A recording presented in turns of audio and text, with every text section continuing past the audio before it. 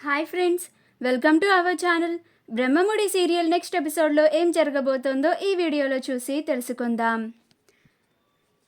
అసలు మాయని తన గారుతో గుద్దేసి చంపేశానన్న ఆనందంలో ఉన్న రుద్రాణి అసలేం జరిగింది అని తెలుసుకోవడానికి ఈ వీడియోని స్కిప్ చేయకుండా ఎండ్ వరకు చూసేయండి. కావ్య, అప్పులు అసలు మాయని కలవడానికి వాళ్ళ ఇంటి దగ్గరికి వెళ్తారు. అక్కడ అసలు మాయ కోసం ఎదురు చూస్తూ ఉంటే అప్పుడే అసలు మాయ వస్తుంది. అసలు మాయ కావ్య వాళ్ళ నుంచి తప్పించుకోవడానికి పరిగెత్తుకుంటూ వెళ్ళిపోతుంది. అప్పుడు రుద్రాణి ఇదే తనకి మంచి అవకాశమని తన కారుతో అసలు మాయని గుద్ది చంపేస్తుంది. అప్పుడు అసలు మాయ స్పృహ తప్పి పడిపోతుంది. తన తలకి చాలా పెద్ద గాయం అవుతుంది. అప్పుడు కావ్య, అప్పులు ఇద్దరూ కలిసి అసలు మాయని హాస్పిటల్కి తీసుకెళ్తారు.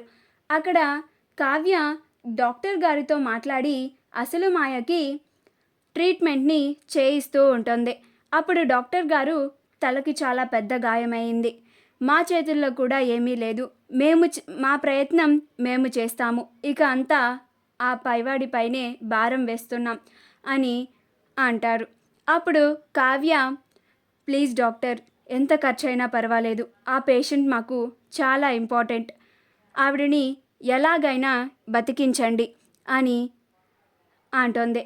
అప్పుడు డాక్టర్, అలాగే మేడం, చెప్తున్నాం కదా, మా ప్రయత్నం మేము చేస్తాము, ఇంకా అంతా ఆ పైవాడి దయ అని డాక్టర్ గారు ట్రీట్మెంట్ చేయడానికి లోపలికి వెళ్ళిపోతారు. అప్పుడు కావ్య బాధపడుతూ ఉంటుంది.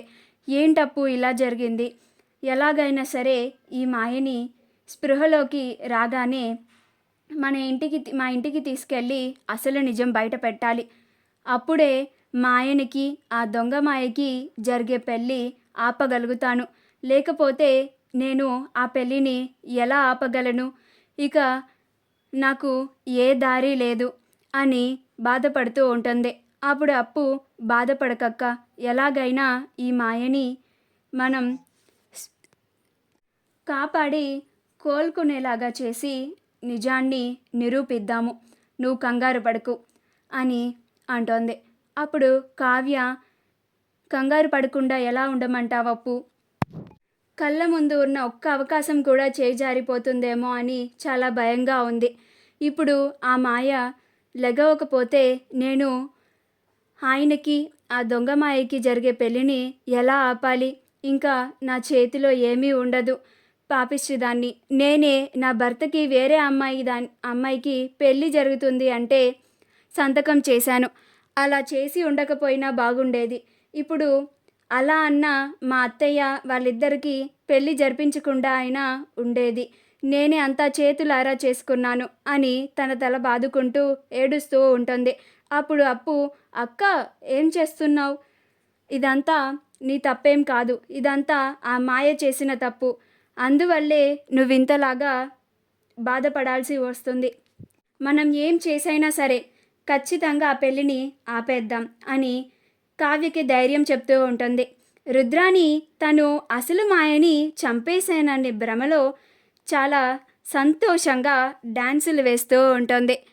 అప్పుడు ఆ దొంగ మాయ, ఏంటి రుద్రాణి గారు ఇంత ఆనందంగా ఉన్నారు అని అంటుంది. అప్పుడు రుద్రాణి, నేను అసలు మాయని ఇప్పుడే చంపేసి వస్తున్నాను అని అంటుంది. మా వీడియో కనుక మీకు నచ్చినట్లయితే లైక్ చేయండి, షేర్ చేయండి, మా ఛానల్ని సబ్స్క్రైబ్ చేసుకోండి, పక్కనే ఉన్న బెల్ ఐకాన్ని క్లిక్ చేయడం మాత్రం మర్చిపోకండి.